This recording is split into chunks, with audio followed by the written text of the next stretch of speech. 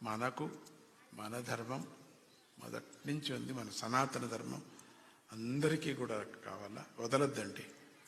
రెండోది ఇంకో మాట చెప్తాను, ఏమనుకోకండి, సిగ్గు అయిపోతుంది అనిపిస్తుంది. పిల్లల్ని కనండి. ఎందుకు కనరు మీరు? ఒకటే కంటారు ఎందుకు? రెండే కంటారు ఎందుకు? మూడే కంటారు ఎందుకు? కనండి.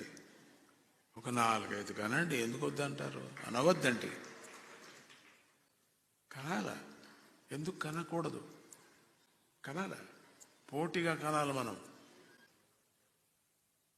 5 మంది 10 మంది కంటారు, కనిష్టం ఒక 6 మంది అయినా వద్దా మనకు పిల్లలు? అట్లా అంటే మీరు ఏమిటో హాస్యం చేస్తున్నా అనుకోవద్దండి. అవకాశం ఉండిన వాళ్ళు, భగవంతుడు కరుణించిన వాళ్ళకి మెడికల్ మనకు పర్మిషన్ ఇస్తే మనకు కనటంలో తప్పు లేదు అని చెప్తున్నా. అంతేగాని ఇది ఏదో పరిహాస్యానికి చెప్తున్నాను అనుకోవకండి. బాగుంటుంది.